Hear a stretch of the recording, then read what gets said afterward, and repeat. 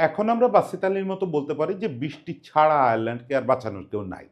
আগামী দুদিন যদি টানা বৃষ্টিতে ভেসে যায় তাহলে হয়তো এই ম্যাচের রেজাল্ট অন্যরকম হবে, নতুবা আসলে কালকে প্রথম ২ সেশন এমনকি ১ সেশনের মধ্যেই রেজাল্ট চলে আসতে পারে এবং সেটা আমাদের ইনিংস জয়। এছাড়া তেমন তো কোনো পথ দেখতেছি না।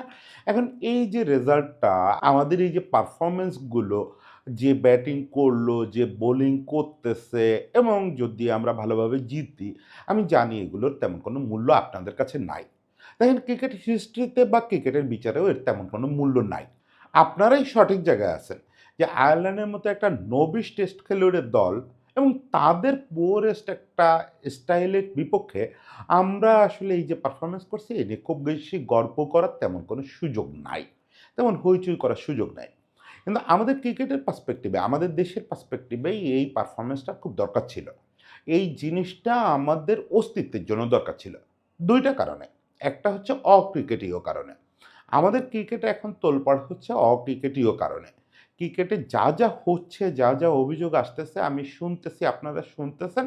আমি নিশ্চিত আপনারা সবাই শিউরে, শিউরে উঠতেছেন যে এসব ঘটতেছিল।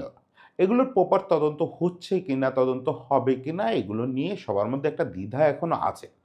এ অবস্থায় সবচেয়ে বেশি হুমকিতে পড়ছে ক্রিকেটের উপরে আস্থাটা। সবাই আসলে একরকম আস্থা হারায় ফেলতেছে। এখনো আস্থা ফিরে আসার মতো কিচ্ছু ঘটে নাই। তারপরেও এই সময় আলোচনাটাকে খানিকটা ২২ গজে নেওয়ার মতো একটা কিছু করা দরকার ছিল। এই অবস্থায় আপনি চিন্তা করেন মাঠের বাইরে এত কিছু হচ্ছে। সঙ্গে আবার বিসিবির একজন ডিরেক্টর ফুটবল নিয়ে আজে-বাজে কথা বলে ফুটবলের সঙ্গে গোলমাল লাগায় ফেলছেন। এই সব কিছুর সঙ্গে আপনি চিন্তা করেন ২২ গজের পারফরম্যান্সটাও যদি পুয়ার হতো, তাহলে ক্রিকেটের ফেস সেভ যে ব্যাপারটা সেটা আদৌ থাকতো? লোকে তো রাস্তাঘাটে থুতু মারত ক্রিকেটের নাম শুনলে। এখনো সেটা বন্ধ হয়ে যাবে রাতারাতি তাও বলতেছি না। এট লিস্ট একটা ফেস সেভ করার উদ্যোগ আমাদের ক্রিকেটাররা নিছে। যে আমরা অন্তত মাঠে পারফর্ম করতেছি এরকম পরিস্থিতির মধ্যেও। তাদের তো ড্রেসিং রুম নিয়ে অনেক ঝামেলা চলতেছে, অনেক খবরাখবর যেগুলা তাদের পক্ষে যায় না। মানে তাদের পারপাস সার্ভ করতেছে না। তাদের কমফোর্ট জোনে থাকার কথা না এরকম অবস্থায়। তারপরেও তারা পারফর্ম করতেছে। আর দ্বিতীয় কথা হচ্ছে যে এই যে আয়ারল্যান্ডের বিপক্ষে পারফরম্যান্স, এরকম দলের বিপক্ষেই গত কয়েক বছর ধরে আমরা যাচ্ছে তাই করতেছি। আমাদের টপ 4 এরকম সব বোলিংয়ের এগেইনস্টে যাচ্ছে তাই করে ধসে পড়তেছে। টেস্টের কথা যদি একটু বাদ দেন তাহলে আমরা টি-টোয়েন্টিতে কদিন আগে ইউএইর সঙ্গে সিরিজ হেরে আসছি। সেরকম একটা দল যখন আয়ারল্যান্ডের বিপক্ষে যা করার কথা সেটুকু করতে পারে, সেটাও আমাদের জন্য একটা প্রাপ্তি। আর আয়ারল্যান্ডের বিপক্ষে এই যে এক্সপ্লয়েট তারা করতেছে আয়ারল্যান্ডের বোলিংটাকে বা ব্যাটিংটাকে, এটাই তো আমি ৬ মাস আগে কল্পনা করতে পারতাম না। আমার যে কেউ এসে আমার বিপক্ষে ব্যাটিং করলে, বোলিং করলে আমরা ধসে পড়তাম। আমরা মাথা উঁচু করে দাঁড়াতেই পারতাম না।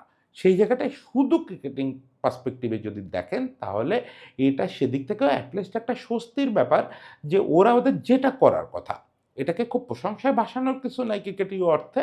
কিন্তু যেটুকু আমরা প্রত্যাশা করি যে আয়ারল্যান্ডের মতো একটা দলকে পেলে তোমরা গুড়ায়া দিবা, ইনিংস ব্যবধানে হারবা, তোমরা অনেকগুলো রেকর্ড করবা, সেটা অন্তত করতে পারছে।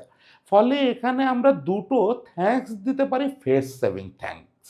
যে দুটো মিলে আমাদের মুখটা একটু রক্ষা করার চেষ্টা তারা করছে।